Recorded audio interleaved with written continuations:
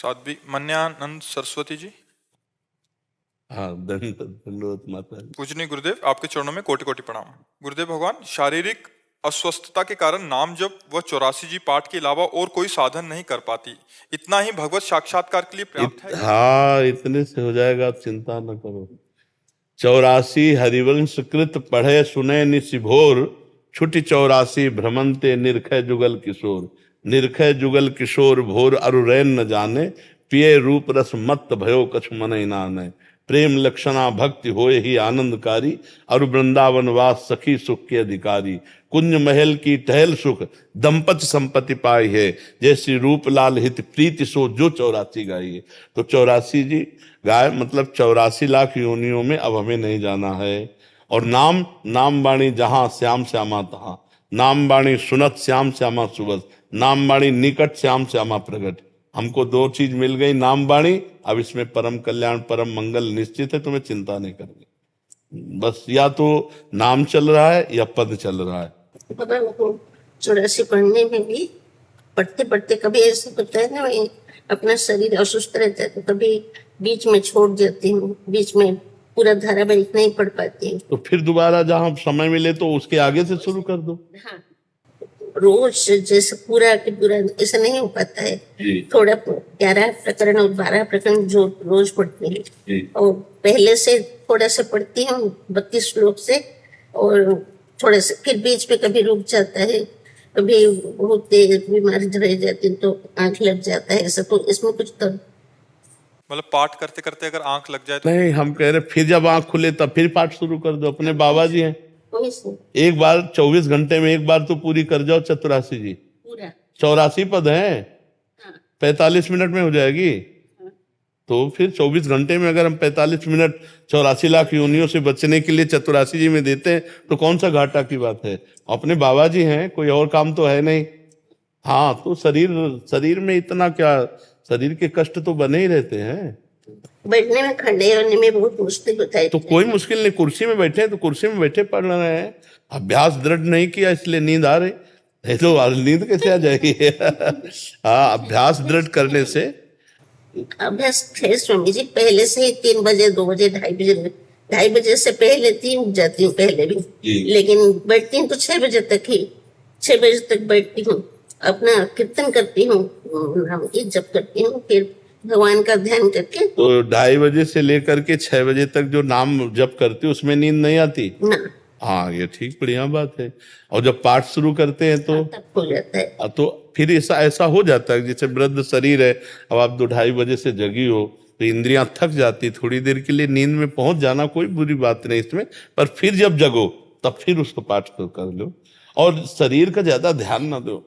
देखो, ये आप है नहीं और ये छूटेगा, आज नहीं तो कल छूटेगा। जो छूटेगा उसको काय पकड़े बैठे हो, तुम थोड़ी हो। जितना जागृत हो, जितना चिंतन कर सको, यही खास बात है। गया, इसको मान लो गया, मरा ये, अब जय मिनट है, जय सेकंड है, हम उसका लाभ ले लेते हैं, बकाये गया। हम ऐसे चल रहे हैं, गया, दोनों किडनी फेल है, हम समझ रहे हैं बिल्कुल मरे। जितना रगड़ लो, जैसे पता है कि नौकरी भाग जाएगा, आज नहीं तो कल भाग जाएगा, तो जितना काम करवा लो उसे काम करवा लो। ऐसे इस शरीर को जितना रगड़ लो खूब, राधा राधा राधा राधा राधा, जाएगा, ये जाएगा, मरेगा, ये तो जलाया जाएगा, गाड़ दिया जाएगा। ज्यादा इसको ने पानी डाल दो, भोजन डाल दो, खूब रगड़ो, राधा राधा राधा राधा राधा राधा। अब दर्द हो रहा, फिर राधा राधा राधा राधा, उसमें भी हम राधा राधा बोलेंगे। प्रभु देखो, यही साधक में और संसारी पुरुष में यह अंतर है। संसारी पुरुष जो कुछ करता है वो शरीर सुख के लिए करता है, और जब उसके शरीर सुख में बात आती है वो उसकी आस्था खराब हो जाती है।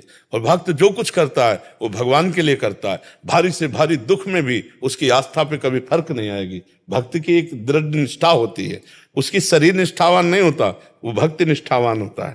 तो इसलिए अब आप अपने कल्याण के विषय में तो सोची ही मती, भगवान की शरण में है। बाबा, दर्शन होगा ना, मेरा उद्धार हो जाएगा ना, भगवत साक्षात्कार होगा ना मुझे? आपको संशय है क्या? नहीं बाबा, आप बोल देंगे ना हो जाएगा तो जरूर हो जाएगा, मुझे नहीं। अगर हमारे बोलने से होता तो मैं सबको बोल देता। अगर हमारे बोलने से हो ना तो मैं कहता हूं पूरे विश्व का मंगल हो जाए, क्योंकि हम लगे तो इसी में सबका मंगल हो जाए, पर मंगल हमारे चिंतन से होगा। जब हमारा चित्त जो है प्रभु में लगेगा, तो जैसे हम गुलाब जामुन पाए तो मिठास हमको लगी ना, आप पाए तो आपको लगेगी ना, ऐसे ही भगवत चिंतन जो है वो आप जब करेंगे तब आपको भगवत प्राप्ति होगी। तो हम सतत भगवत चिंतन का अभ्यास रखे, पता नहीं कब शरीर छूट जाए। मान लो हम पाठ कर चुके, अब हमारा चिंतन भोजन में लग गया या किसी विषय में लग गया और उसी समय प्राण चले गए। तो एक महापुरुष थे, उनको लेटाया गया, बीमार थे, शरीर पूरा होने, तो एक बड़ा बढ़िया आम का फल लगा हुआ था मीठा, तो मरते समय उस आम का चिंतन हो गया, तो उनको आम में कीड़ा बन करके आना पड़ा, कीड़ा बन करके उस आम का स्वाद लेने आना पड़ा, क्योंकि चिंतन उसमें पहुंच गया। एक महात्मा थे, तो उनको किसी शिष्य ने 4 असरफियां दी थी सोने की, पहले असरफियां चलती थी, तो उन्होंने गीता जी के कपड़े में बांध लिया और सोचा कि 2-4 और कभी हो जाएंगी तो फिर भंडारा कर देंगे संतों का। अब वो बीमार हो गए और गीता जी तो अपने स्थान में रखी थी, बोलने की सामर्थ्य जाती रही। अब उनके मन में चलता रहा गीता जी में 4 असरफियां हैं, चेले को बता देते कि उन असरफियों को निकालकर संतों को भंडारा करवा देना, और मर गए, प्राण निकल गए। अब चिंतन असरफियों का हुआ, तो सांप का बच्चा बन करके उसी बस्ते में, तो एक दिन शिष्य ने जब गुरुजी की सामग्री सब, तो जब बस्ता खोला तो देखा सांप, उनका ऐसे, तो उसको, अब वो तो संत थे, मारेंगे तो है नहीं, बाहर निकाल दिया। तो स्वप्न में गुरुदेव आके बोले कि वो जो सांप निकाला वो मैं ही था, ये 4 असरफियां हैं, इनका भंडारा करवा दे तो हम सर्पयोनि से मुक्त हो जाए। चिंतन कहाँ फंस जाए कुछ कहा नहीं जा सकता। इसलिए हमको क्या करना है, हर श्वास हर समय राधा राधा राधा राधा राधा राधा, और अपने पास वो चीज न रखे जिससे भय लग जाए, अपने पास न रखे कि वो जो हमें फंसा ले, नहीं, अपने पास कुछ ऐसा नहीं होना चाहिए बिल्कुल हर समय।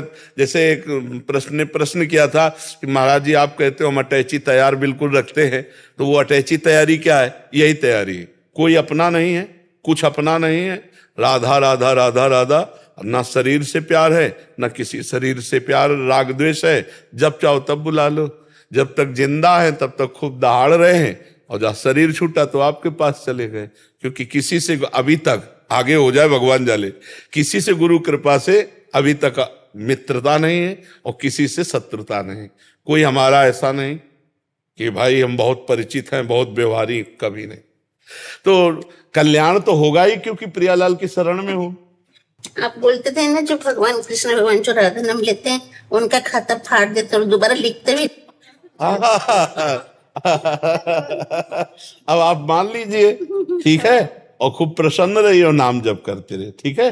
बाबा और एक प्रश्न है, वृंदावन रहे, आप सबको बोलते हैं वृंदावन आ जाओ, वृंदावन में रहने के लिए रहती हूँ, तो मैं श्री क्षेत्र धाम में, पुरी में, जगन्नाथ धाम में रहती हूँ, लेकिन मन तो हमेशा करता है कि वृंदावन में आऊं, लेकिन मेरा सामर्थ्य इतना नहीं कि परिस्थिति में ऐसा नहीं कि कैसे आऊं, लेकिन वृंदावन वास करने के लिए मन इतना है, मेरे वृंदावन हो जाएगा। बस इसी से काम हो जाएगा। मन अगर वृंदावन के लिए तड़प रहा है ना, तो जगन्नाथपुरी में रहते हुए आपका शरीर जब छूटेगा तो आप वृंदावन आओगी, ठीक है।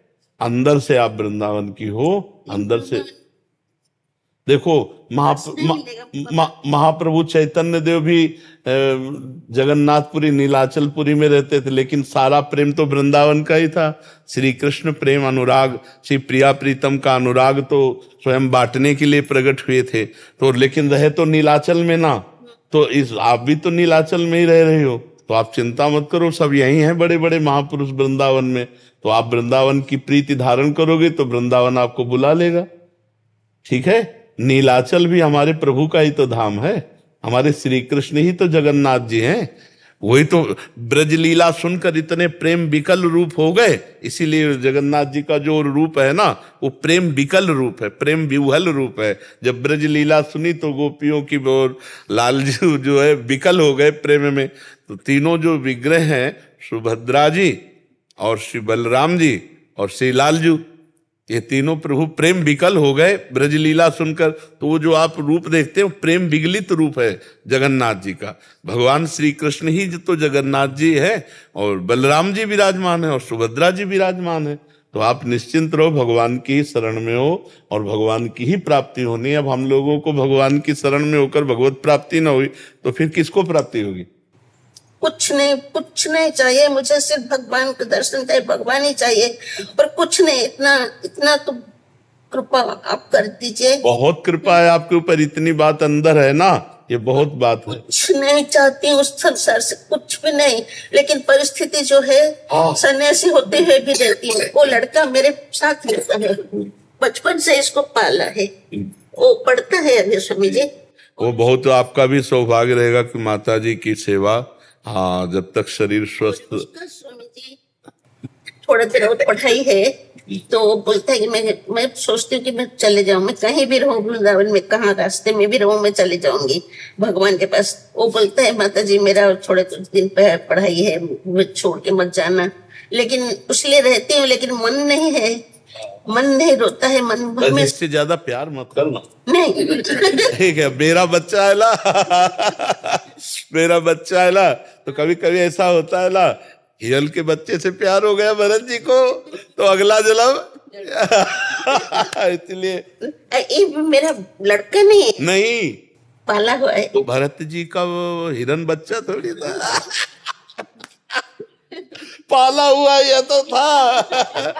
अच्छा, स्वयं के बच्चे से वैराग्य करके आए थे भरत जी, स्वयं के बच्चे से वैराग्य करके आए थे, और हिरन के बच्चे पर दया करके इतनी आसक्ति प्रकट हो गई कि अगला जन्म महाराज का हिरन का हुआ। तो बिल्कुल सावधान रहे, ये भगवान ही आपको सहयोग के लिए मिले हैं इस रूप में, ऐसी भावना करो।